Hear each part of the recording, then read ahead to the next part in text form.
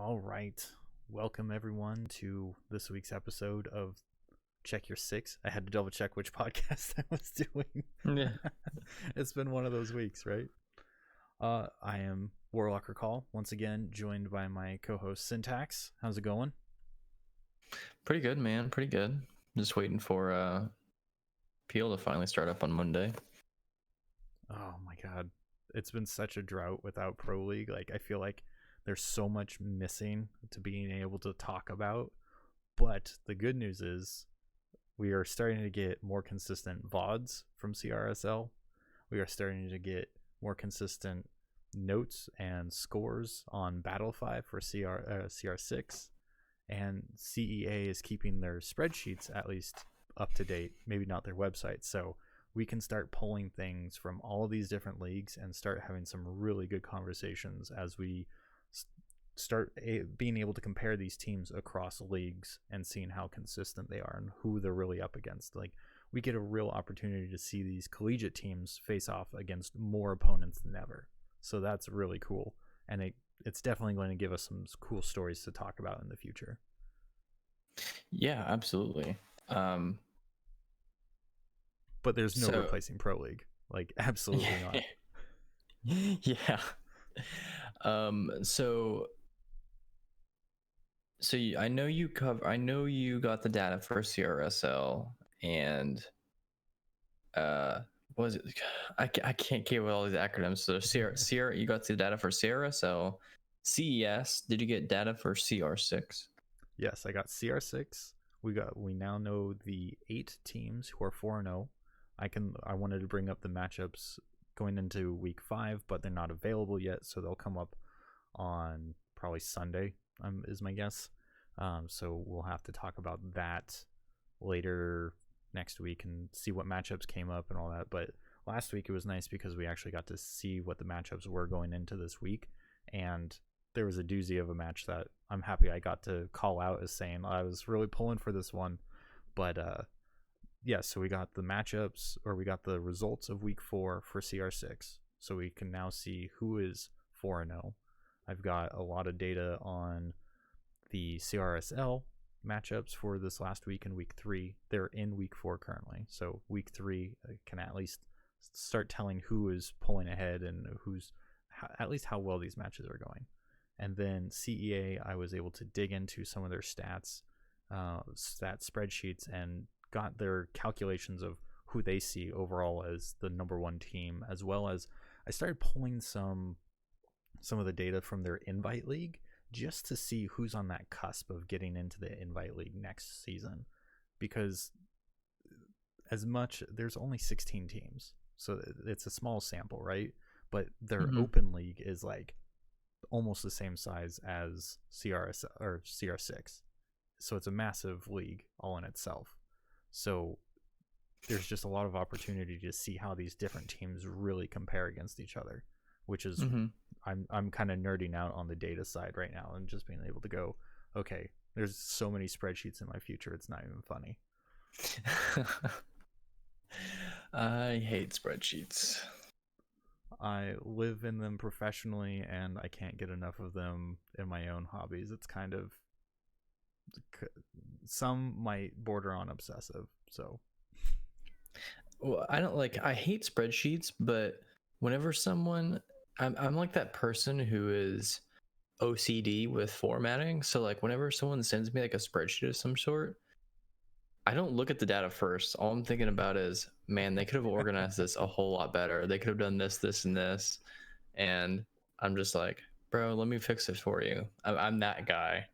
But oh man, you don't even want to see my spreadsheets. Like I go in and it's like, okay, here's my first thought of a format, build it out.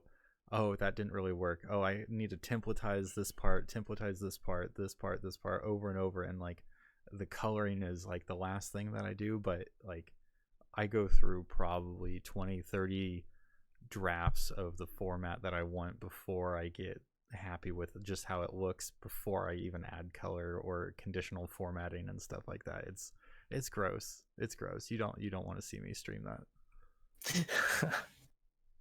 I just wanted to point out like how much better quality you are on my end With you, so you Oh recently yeah. installed this new processor, right? Did you install Oh yeah. anything else besides the new processor? It was a new motherboard.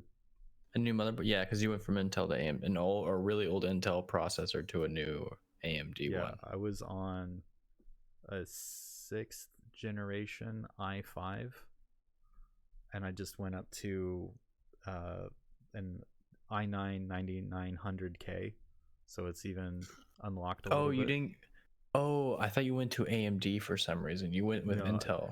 yeah, I stayed with Intel just because it's been good to me. Basically, it's been easy to maintain and just take care of it and understand You're using a a lot of the features. 9900K.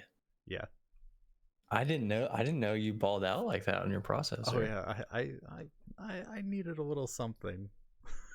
But yeah, you are much clearer on my end, like just like the quality. And usually I can tell whenever whenever you start streaming, your picture will skip around a little bit and your voice will skip around and like not match your mouth. And but now Oh yeah. everything is crystal clear, and this is great. It's so good. Like I see my picture up in Discord and I'm like, oh, I look like butter. This is so nice.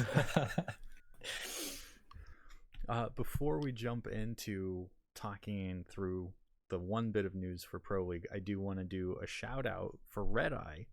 Now, I tweeted at him as part of a podcast community, being like, tag someone who needs to listen to your podcast. I'm like, okay, I'm going to take my shot. Red Eye, please listen, basically. And he tweeted back saying he'll give it a shot. He'll listen to our podcast.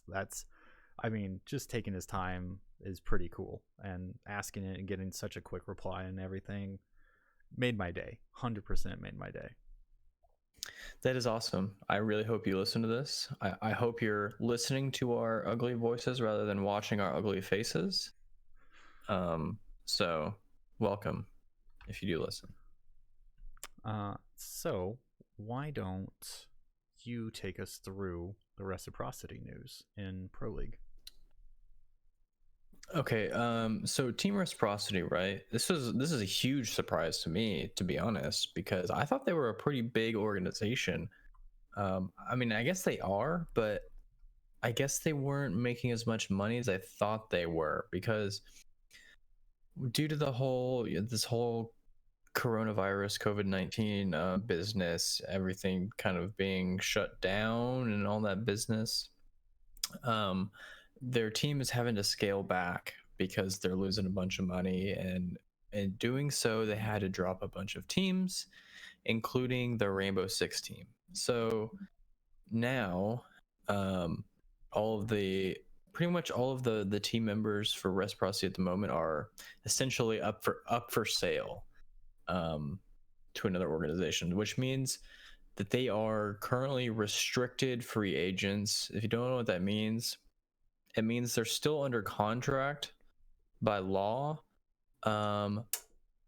but they can look for other organizations to buy them, and then Rec obviously has to approve that buy.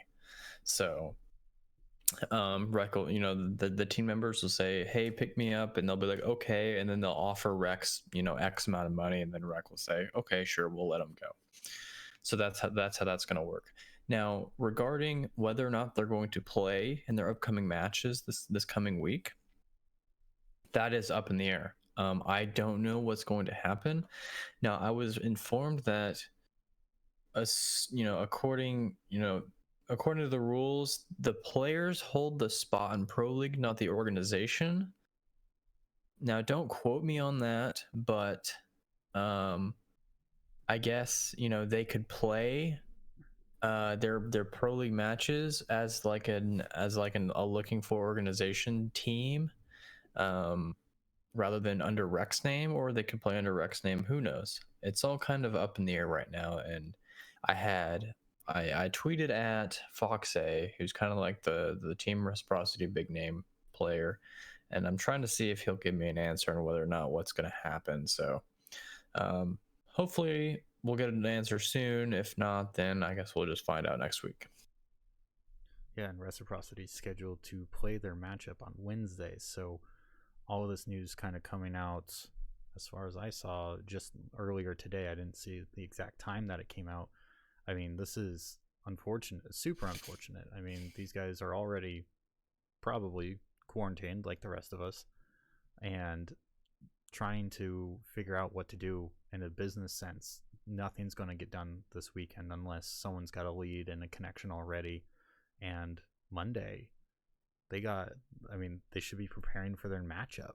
And now someone has to sacrifice their time playing, unless they have like a coach who's sticking with them, which that staff was also laid off as part of it. So maybe a coach and an analyst can take on the burden of shopping themselves around, but they may not be the right person to do that. And if that falls on one of the players, that's time being taken away from their matchup prep, which is super unfortunate going into the second half of the Pro League season. Yeah. I don't know. I don't know what they're going to do. I really don't. It's not a good spot to be. And I mean, COVID-19 just makes it all the worse. And I mean, it's heartbreaking to hear that Reciprocity is going through this. Any organization going through this would be heartbreaking. I unfortunately don't see this being the end of it. There's going to be other esports teams that go through something very similar. If this duration keeps up, if we're talking 2-3 more months, there will be some teams that have to do the same thing, just because of the cost of operations and the way some of these teams have been organized, where they raise money, they raise money to spend money to grow, and then they end up having to raise more money just to keep themselves operational. They don't have necessarily a business around them that keeps them afloat, because winning doesn't cut it all the time. I mean, unless you're winning the international type deal, it's really hard to keep an organization afloat. So this is potentially just the beginning of a lot of change within esports globally across multiple games, but it's sad to see it already impact Rainbow Six. Now, I'll tell you what is a good business decision here. This would be a very easy and good buy-in for 100 Thieves to finally get into the R6 scene. I saw a couple people also tweeting that, and it's like, you're not wrong. It's weird. I don't know where 100 Thieves is at right now. Like, they obviously didn't buy into the Call of Duty League, so they didn't have like 25 mil just laying around to 100 Thieves is 100 Thieves is doing good.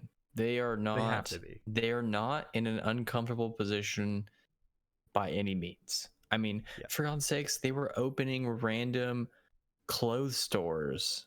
Yeah, the pop-ups. You know, these pop-up clothes stores for the past couple of weeks, and it's just been, they've been raking in money, and I think that was a very good decision on his part. I think it was lucky. I mean, it was a good business decision in general, but he also got really lucky because I think all those sales gave him some good buffer room while this whole quarantine thing is happening. Yeah, you know, it gives him a lot more pocket cash to survive this quarantine. But they've also been really, 100 Thieves has been really astute about getting sponsors and like finding different ways. Like, having a different sponsor for each room in the compound is insane. How they negotiated that, I have no idea, but that's crazy, and I love it. I love every bit of it. But this is absolutely a game that 100 Thieves should be in, with how invested they are in the high competition games. Like, this is just a no-brainer. I think Rocket Mortgage built their facility for them. Yeah, I think that's why they have a lot of money right now, is because Rocket Mortgage is taking pretty good care of them as a sponsor. But aside from our gushing about 100 Thieves, we do have Pro League matches coming up. I can't believe we didn't even think about talking about this, but Wednesday we get Luminosity Gaming versus Evil Geniuses. We get Dark Zero Esports versus Tempo Storm. We get maybe Reciprocity versus Space Station Gaming. We get E United versus Team Solo Mid. And then that following Monday, March 30th, we'll get. I guess we could talk about that next week, but I'm too excited about Pro League matches, so deal with it. Dark Zero Esports versus TSM, and Reciprocity again versus Evil Geniuses. So, I mean, LG versus EG should be a decent match. I'm hoping during this downtime, EG has figured out their sway and figured out how to stand up against some of the teams that are closer to their performance level. I forgot, did EG pick up a 5th after dropping Gotcha? I didn't see anyone else get picked up. Liquipedia Okay. didn't have anything listed. God, that's bright. Yeah. Let's scoot my monitor back a little bit here. Let's do it. Evil Geniuses. Let's hit up roster. Oh, they picked up Spades. That's who it was. They dropped they dropped Gotcha and they picked up Spades. So, okay. I think, and honestly, I don't know if we ever talked about that, but I think that was a really good pickup for EG. Spades is a good player, and he's been a Challenger League player for the past God knows how long. He played for Disrupt Gaming, and he was just an excellent player. And I think that was a very smart decision by EG. So hopefully he kind of turns the team around a little bit as much as he can in this next half of Pro League, so they're not at the bottom anymore. But so you said EG versus LG? Yeah, I mean, that could be a fairly good matchup. Yeah, I think it'll be a good matchup considering where EG could be versus where LG currently is. So now if Spades hasn't had enough time to gel with the team, if they're still sorting out any of their core strategies for maps or any of their maps that they should be good on, if they're still sorting that out, and if he hasn't really gelled and we see more of the EG that we saw at the end of the first half, then LG's not going to exactly walk all over them, but it'll be a decisive win. Yeah. And then after EG and LG, you said it was DZ and Tempo Storm. DZ and Tempo. Well, I'm not going to knock Tempo by any means, but I think we know how that match is going to go. Yeah. I say that, but there have been bigger upsets before. Sure. I mean, in no case can DZ underestimate their opponent. That's just a given going into any match, regardless of whatever teams we're talking about, whatever game we're talking about. You don't put in the prep, or you prioritize prepping for your next game after that more than the people who are right in front of you. It's not going to work in your favor, or it's going to be a bloody, ugly match to watch. So, well, yeah. You said that's starting on Wednesday. Did you get the Monday matches? So Monday actually, holy crap. Yeah. So Monday is actually DZ versus EG. That's going to be a slaughter. This is going to be a good match, not because I think it'll be close, but because it'll really put a gauge on where EG is going to be for this. It's going to set their pace for how they're going to play this next half of the season. Because, you know, playing a number 2 team currently right now, it's going to put them to the test, and it's really going to test whether or not this new 5th is up to the challenge or not. Then we have on the same day Team Reciprocity. Well, team could be Reciprocity versus TSM. If that happens, it'll be a good match, but currently I think it's just going to be a forfeit. That's my prediction. I think these are just going to be forfeit matches. I don't know if they're actually going to play out the rest of the season. It doesn't seem likely, you know. While it is definitely possible, it doesn't seem very plausible. So, LG versus Tempo. So those are the 2 bottom teams, I think, playing each other. That is honestly going to be a coin toss. I really could not tell you how that's going to go. Both teams are about the same skill level. Especially LG might actually be a little bit lackluster now that Slash has gone. Poor Slash. This guy, he was on Rogue. Rogue disbanded, and then LG picked him up. And I'm not knocking LG, but it was kind of a bottom of the barrel pick for a veteran player like Slash. I mean, it was a good way to get back into Pro League, but I don't think he was very happy there. But he did pull their team out of the gutter a little bit. He really popped off for the first half of the season. But then he left for Team Reciprocity. Wow. Like very recently too, like extremely recently, like 3 weeks ago, I think. And now Team Reciprocity is putting him up for sale because they can't afford to keep their team. So poor guy. All right, I feel bad for him. March 1st. Yeah, like I said, like 3 weeks ago. So Yikes. Yeah. Yeah, and then Vertical, they just picked up Vertical as well. He's getting dropped. All the guys from prior Rogue are kind of getting thrown around right now. Poor guys. But anyways, and the last match on Monday is going to be E United versus Space Station. Now, E United, for those who don't know, who are tuning in and didn't listen to our first half of the season, E United is a new team, a new Pro League team. They were they're the old Obey team and some DG people. So it's kind of a mix of some DG guys and Obey, if I remember correctly, right? Am I Yeah, you're right. Okay, yeah. And an organization called United picked them up. So they are new to Pro League. This organization is anyway. And like half the players.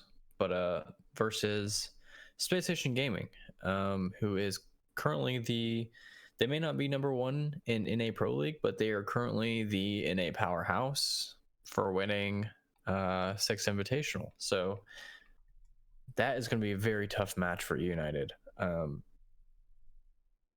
I really want them to do good. I want to see them do good against Space Station because I see a lot of potential at United, and a lot of the players on it, like Yeti. Yeti's a really good player. And then on United, Alfama, he's a French player. They got brought over from EU to play on NA. He's a really good player. And then what is it? They have Reed.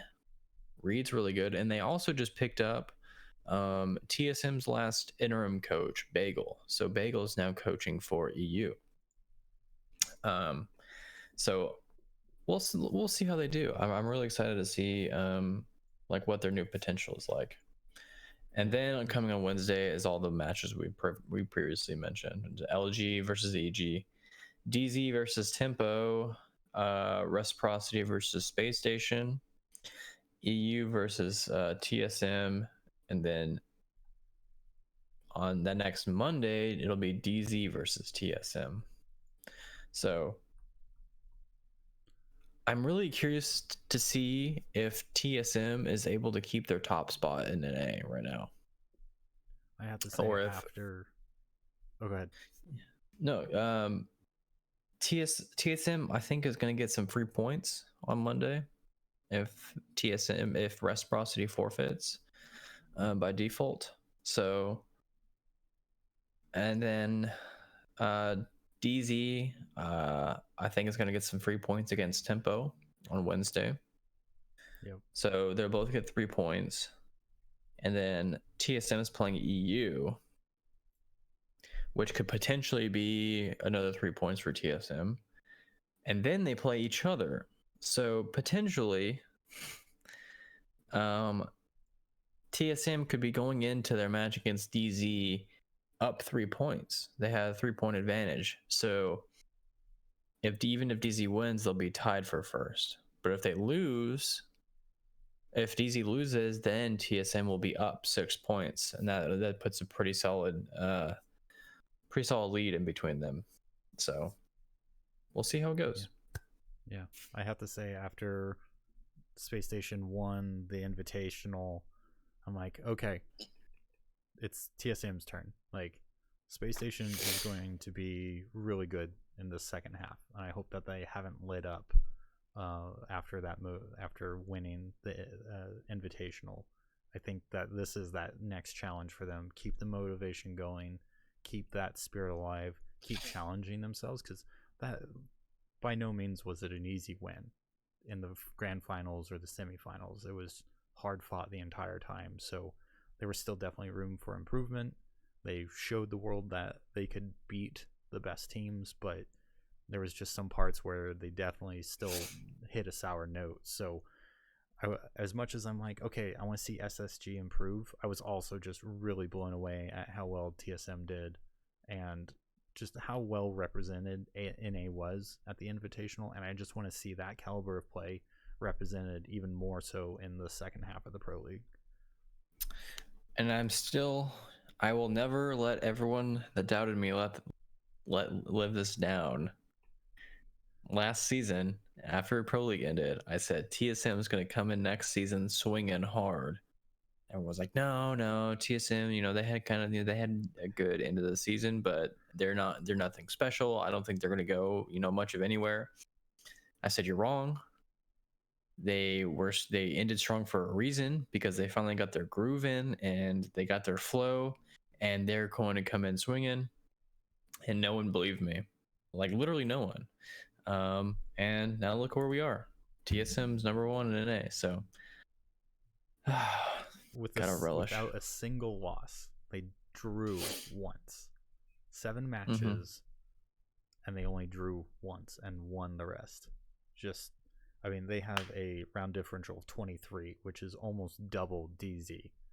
And DZ in that first half had a real question mark around them on whether or not they could win handedly, because a lot of their early matches were like won by a round, basically, or won by a couple rounds, and they were just barely stringing together these wins. And so there was a lot of questions: were they actually a great team, or were they just an okay team who were executing when it counted? So that was kind of answered near the end of that second half, and even into the Invitational. So they performed really well, but they have probably the most room to improve out of TSM, SSG, and DZ. I agree. All right, well, that's Pro League. Hey, we had stuff to talk about. I'm excited. Yeah, that's fun. I miss talking about Pro League. This whole 2-month hiatus has been kind of rough. Shall we do collegiate? Go for it. All right, so what we had, the one matchup I got to see in the CEA Invitational League was George Mason versus... Did I not write down the other team's name? I didn't write down the other team's name. Go me.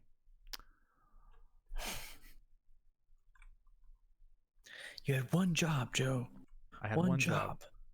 Well, I will say George Mason just dominated on Coastline. They took it 7-2 with one of their players, Turtle, ending the map with an ace.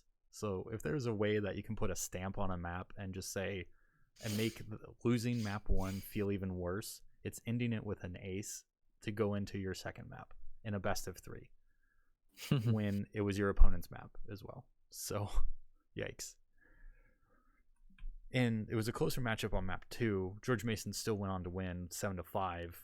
3 of their members were popping off with 12 or more frags, which was just a devastating thing to do. And for CEA, a clean win gets you 3 points. So 2 wins gets you 3 points. And I actually pulled up how they do their scoring because I wanted to talk through that this time, because I know that's been a question the last couple of weeks.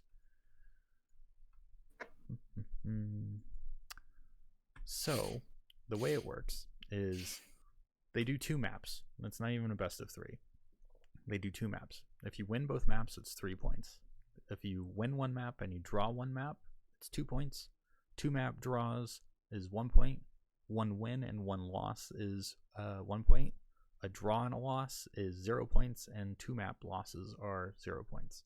So there's 2 opportunities to score 2 points, 1 opportunity for 2, and 1 opportunity for 3 points. So I kind of like how that plays out, especially if you're not going to play a full best of 3. Yeah. So that was that question, but that answers that question. So I just wanted to point that out and talk about that matchup. George Mason really did a fine job on that map. They executed their entries really well. They executed the objective play, and they managed their time really, really well. So it's a team I want to cross-check and see if they are in CR6 or even in if they're in one of the qualifiers for CRSL, and just see how they did. Because this is one of the invitational teams, like I mentioned, for CEA. So there's only 16 of these teams, and it was interesting to see a team go so well when I hadn't actually been able to see them play before.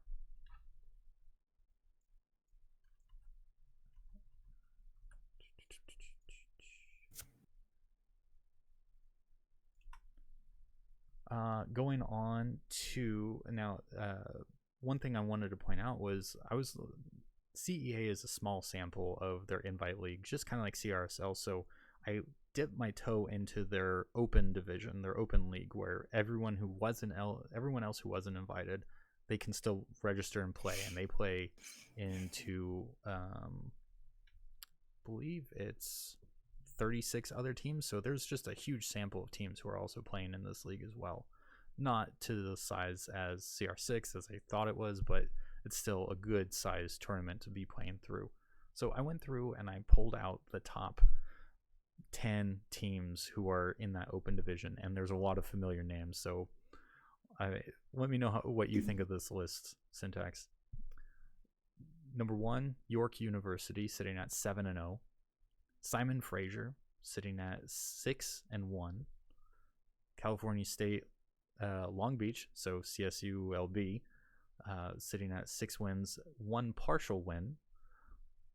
And then 1 partial win? Yeah, so that means they won 1 map and drew the second, or they either won 1 map and lost the second map, or they won 1 map and drew. If it's a best of 3, you'd think there wouldn't be any draws. Well, it's not a best of 3. They only play 2 maps. And you can draw on either map? Yep. You can draw on both. That doesn't seem right to me. I don't. It's weird. It's certainly a weird scoring mechanic, and I don't know how much I like it, but I do like that it does give credit to the draws, but it also puts more of an emphasis on winning. Yeah, I guess so, but that is an odd way to do things. I agree. It's odd. It's quirky. It works for CEA. I'm kind of digging the change, just to differentiate itself from some of the other leagues. But so moving on. So number 4, Colorado Boulder Black. So they're there. FIU is there. Miami University, tied for 6th. Texas Tech University. Southern Arkansas, that's a new team. I hadn't seen anywhere else, but they're sitting at number 8. Number 9, Grand Canyon University. 10, University of Alabama Huntsville, but better known as Charger Blue. They have been winning a large number of their matchups across their other games. In fact, one of their matchups from week 3 in CRSL was their team. So I get to talk about that matchup coming up in just a second. So, I mean, those are teams that you see in CRSL, CR6, and those are all really strong teams. So to see them consistently representing themselves even in the open division, it means that they are playing to win. They are looking forward to that next invitational opportunity to go into the Invite League, which is, I mean, I love seeing 10 hungry teams ready to fight over 1 or 2 spots in a 16 league invitational. Jesus, I wish I had something to throw at my cat. Not because I am an animal abuser, but because see that big old thing back there? I don't know if you can hear that. Can you hear it? I can't hear it. She's snoring louder than any human I've ever met in my life. This cat snores so freaking loud. That's hilarious. I wish I could hear it. Oh, you're going to try and rig your mic to go record?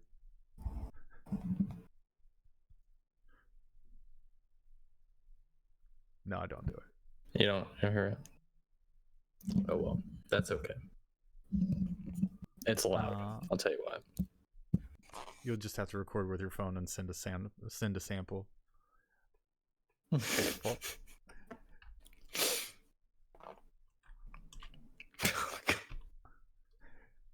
I love that you can hear it and I can't, and you're just losing your mind now. That's all you can hear. That's all I got for CEA. They haven't updated their standings on their website yet for this week, so it's a lot of the same information that we saw last week. So we're going to move on. In the CR6 world, last week I called out the match of University of Akron versus Mississippi State University. One, because Akron, again, the Triple Crown league winner from last season, and MSU holds reigning champs essentially, right?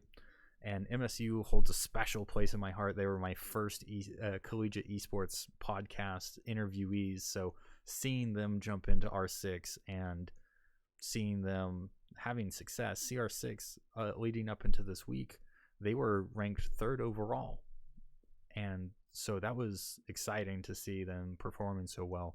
And so I honestly, like, my heart said MSU, but my head is like all Akron all the time, just because how dominant they've been. And it was an all-out nail biter. I'm going to link the VOD because they actually recorded a match, and it was incredible to watch this. I want to spoil. I'm going to spoil it, but I still encourage anyone to go back and watch, because map 1 on Bank went the entire overtime distance with MSU pulling it out 8-7. It was an incredible map to watch. I mean, these are two very, very talented teams who know exactly what they're doing, and they were on the same page. Their teams, like, if there were mistakes, I couldn't tell. It was like there were probably very minor mistakes, but obvious to someone who's really in the competitive scene. But to me, it just looked like the frag out ability was just, people were just hitting their shots faster than someone else, and it kind of alternated back and forth on who was hitting their shots. So it was great to watch that. Map 2 only was only 8 rounds. Akron just showing who's who on Villa and taking it 7-1. It was just devastating. Akron outfragged them 37-22. And with that kind of disparity, there's just no way you're going to win. With 37-22, so they had a total of 37 kills, and the other team had a total of 22 kills? Yeah. Okay. And so, like, a team against Akron, you're just not going to pull yourself out of that. There's just no way. You know, and that's in 8 rounds. Looking at a stat like that, like, you know, total frags versus total frags on each team, I think that's kind of a very inaccurate way to say like how good a team is doing, because a lot of times, like, a team can get a lot of frags and still get decimated. It's about the impact frags, the meaningful kills in a game, and especially in Rainbow Six. You know, I think if it was any other game, that stat would make total sense, but in a game like Rainbow Six, impact frags are very, very important. And, you know, even though that team may had only 22 kills, those 22 kills could have been incredibly important and you know, and won them a bunch of rounds. So I will say, like, I absolutely agree. Fragging out is just one part of R6, and you're missing out. It's probably a third of the overall secret sauce that makes you a good CR6 team or good R6 team. But when you have that disparity, of 15 frags in only 8 rounds. Like, out of a possible 40 frags, they hit 37 of them. Like, to me, that just says they knew the map better, and they knew exactly how to play that map better. Like, they knew the right choke points. They knew how to counter any strategies that might have been implemented. Like, they knew defense and offense hands down. I forget who played what first, but like, to go 7-1, you just crushed your opponents. Mm-hmm. And Coastline is a very tricky map too. It was whoever's played it, but Coastline is very attacker sided. It was Villa. It was Villa. Oh, okay. I thought we were Coastline. Villa is the same way. Villa is also very tricky because it's on the other side of the coin. Villa is very defensively sided. A lot of people may not think so, but it is very defensively sided if you know how to play it right. And especially 37 out of 40 frags, on were they attacking first, or is that something you didn't know? I didn't remember. Like, if they were attacking, that's super impressive, because like I said, with it being a defensive map, pretty much getting all those frags on attack is incredible. Either they knew what they had a plan and they knew how to attack each objective, or the other team did not have a very good defensive strategy. They were defending. They were defending first? Yeah. Okay. And that makes even more sense. With it being a defensive sided map and a good team, having good defensive strategies, you're gonna win every single round on defense. Going into a split, because it's 6 rounds, then you change sides, and then it's another 6 rounds. Yeah, and it was a 6-0 half. Yeah, if you're starting on attack if you're starting on defense and you go into the attack on a split at anything less than 3 rounds, you're done for. So going into a split at, I would assume, was 6-0 onto attack was very, very good for them. It gave them a lot of buffer room and a lot of room to play around, and they played around and they won. Yep. Map 3 was more of what Map 1 was like. It was back and forth. They were tied 5-5 near the end. So, but it was in the end, Akron pulled together 2 rounds back to back, and so they took it 7-5, and it proves that they remain at least a top tier team in CR6, probably number 1 at this point, outside of finagly little details about opponent win rates and overall win rates and all that stuff. But with just how well they're playing, they're easily top 3 still within CR6 and right now. But hot on their heels, Texas Tech, CU Boulder Black, Wisconsin Esports Red, University of British Columbia, and Boston College. All of them are also 4-0.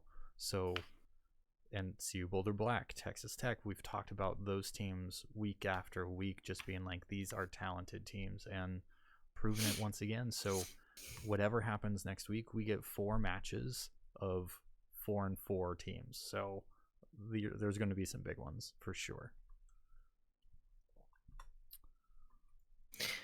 And on the top team that you said was New York University. New York University was in CEA, I believe. Was CEA? Yeah, we got in CR6 we have Akron, Texas Tech, CU Boulder Black, Wisconsin Esports Red, British Columbia, and Boston College. Texas Tech is number 2, huh? I don't know about overall ranking, but they are just another 4-0 team. So at the moment they are number 2. Got it. Is that what you're saying? I'm saying that they are another 4-0 team. I don't know if like I don't know where they are with round differential. Oh, okay. You're just okay. Okay.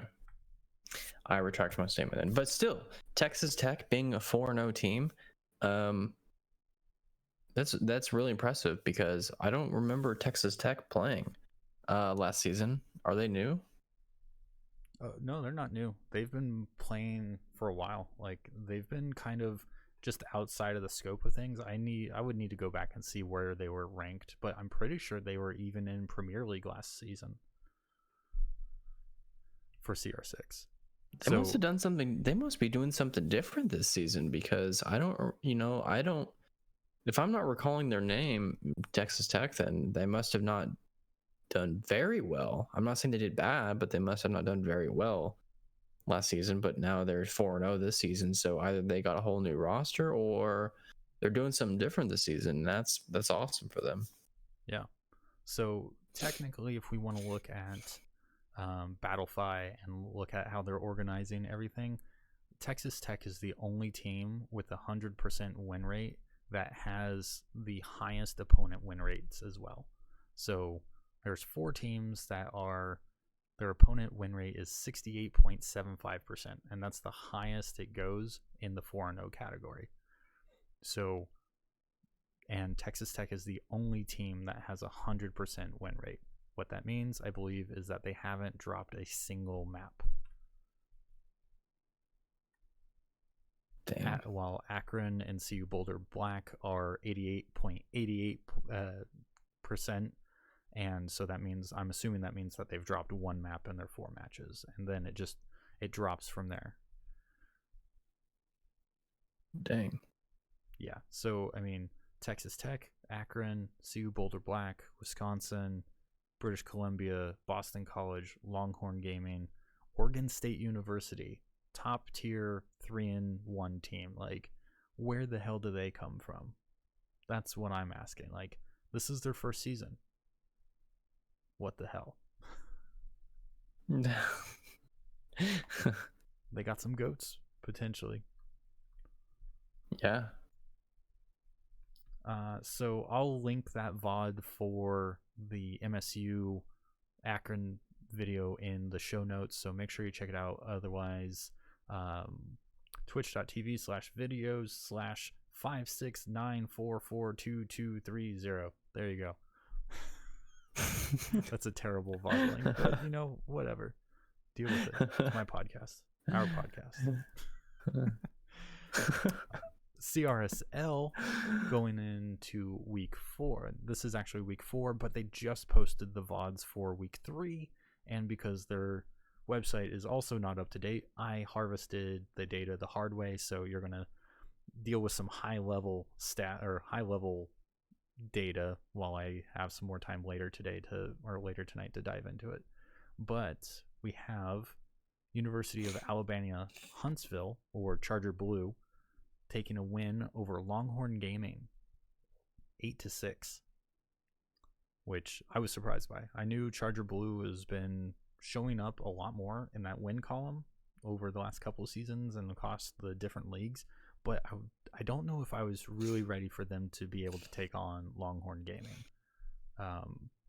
Longhorn Gaming is one of our 4-0 teams in CR6, so to see Charger Blue, who I don't even know where they are at in CR6, so I don't even know if they're participating in it. So that's kind of an interesting take, and it's one of the reasons why I really want to be compiling the data across these leagues, because I want to know where their relative strengths are.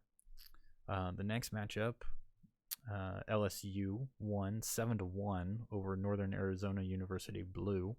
They won on Villa, so it's probably another one of those started on defense, rode it out.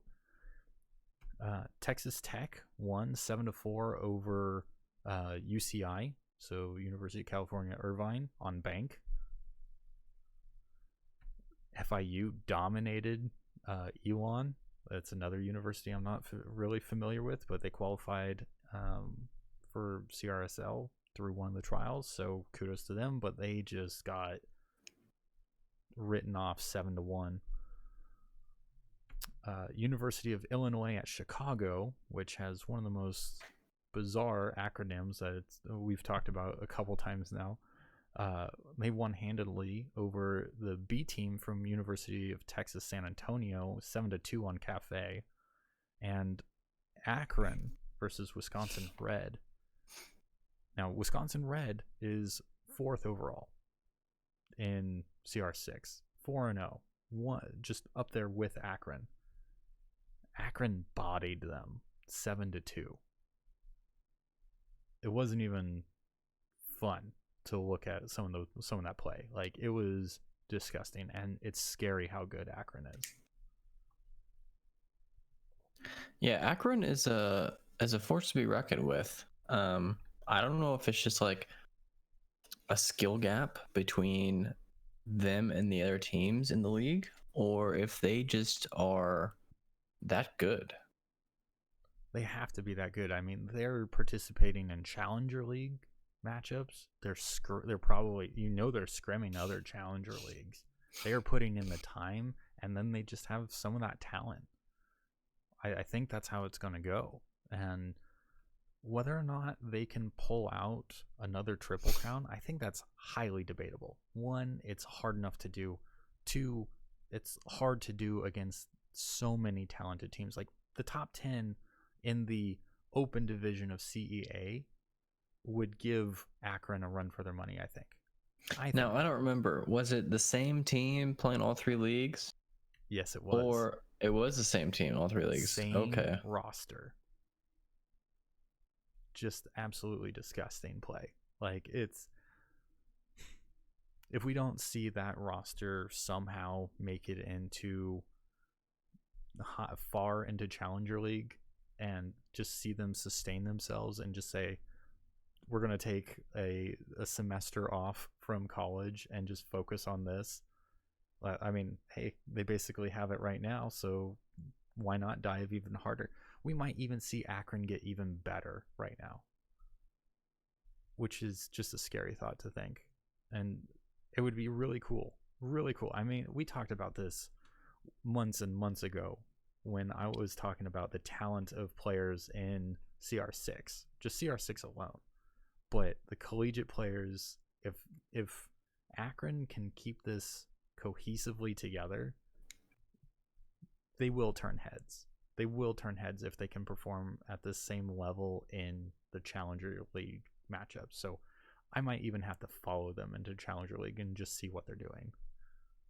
I mean, on your question of if they're going to get better or not, I wouldn't, is if they are as good as we think they are, it means that they're hungry enough to improve, that they want to go far. And so I would not be surprised in the slightest if they show up even better. So that's my answer to that question. Yeah, no, I mean, I think in this downtime that we all kind of have, where our schedules are thrown off, but where students, they're not able to go get like that part-time job, they're not able to do a whole lot else, while everyone's trying to be safe and healthy and everything. But if they can grind together, even if they're at home or stuck in their dorms, whatever their situation is at Akron, like, if they can keep this momentum going and train through it, they have an opportunity to really push themselves to another level, even though they are clearly at the top right now in the collegiate leagues. That's all I've got. Like, there's so many matchups to play, so many games to look at, so many VODs to review. I'm looking forward to it this weekend. I'm probably going to sit on my couch a lot more than I'm used to watching some of these CRSL VODs, and I'm really just looking forward to seeing the talent of these teams and start stringing together where these teams, where the cracks in the armor might be, or where there's just a big question mark about how this team is this good. And there's a number of teams that we can go down that rate. Like, I'm really curious about OSU. I'm really curious about Boston University or Boston College. It says Boston University in CR6, but it's Boston College in another league, so they might even be different for all I know. But yeah, I mean, there's so many good teams, and these leagues are really showing up and organizing themselves in a way that brings out this high level of competition. I mentioned it last week. We just need them to sing kumbaya, come together, and create one super league, run it better than any other collegiate league out there. Sorry, collegiate Call of Duty, college COD. Sorry, you won't hold that crown for best college league for very long. Sorry, it's not going to happen. See, one of these collegiate leagues is really going to take a step forward, and it's probably going to be with the help of the others and make something just truly phenomenal. I didn't even realize there was a college COD. I didn't even know that was a thing until just now. Props to those guys. Like, they work their asses off and they produce some quality stuff. Like, they actually ended up running the production for the, I forget the name of it. It's like the Challenger League equivalent for Call of Duty League. They ran I couldn't tell you. They ran the Atlanta FaZe homestand for that league. They ran that. They produced it themselves. Huge kudos to them for doing that. Oh wow, absolutely amazing job. And it's pretty cool. One of their original guys is now an observer for the Call of Duty League. Like, they know their shit. They know their COD. It's super impressive, and I hope that there's talent like that hiding in the collegiate Rainbow Six world, because these teams have so much talent that they deserve to be highlighted. That there needs to be more streams, more analysts available. I mean, if there's ever a league or ever a game to jump in for competition and build out your team around it, outside of League of Legends, I think this might be the next best game in college. A lot of people will say Overwatch, but for me, I've just never been on the Overwatch bandwagon. Never really felt it. Never felt a strong vibe for it. This game in the college space really feels good to me. Yeah, I agree. Well, as we're coming up to that hour, why don't we wrap things up? You got anything you want to share, say, or otherwise sign off on it with?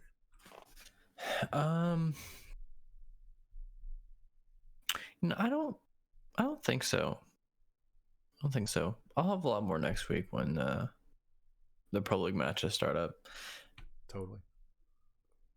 For me, I'm just going to keep being raw about these different collegiate Rainbow Six leagues, and about these players, about everyone who's doing work, Space Productions for getting those VODs up on their website, CR6 for being on top of their data and having their matchups flowing. It seems like they've hit a good stride, and CEA for keeping such good back-end data that's accessible for everyone, even if the website maintenance may not be like the best front-facing stuff. They're still keeping their data, they're keeping it relevant and allowing people to make content like me, or people like me to make content, so I'm excited by all this. This is all just good stuff, and I can't wait for a time where I'm able to say without a doubt these are the best teams, and start diving into the player stories, the player narratives of these things. And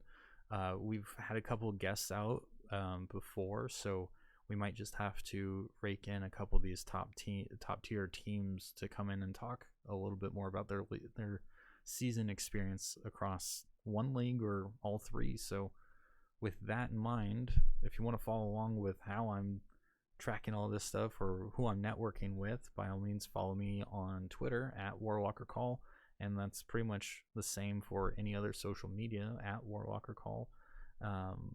And I'm hoping now that with this new power of my rig, there will be some more actual game streaming going on as well. So feel free to join me, and with that, we'll see you all next week. Later.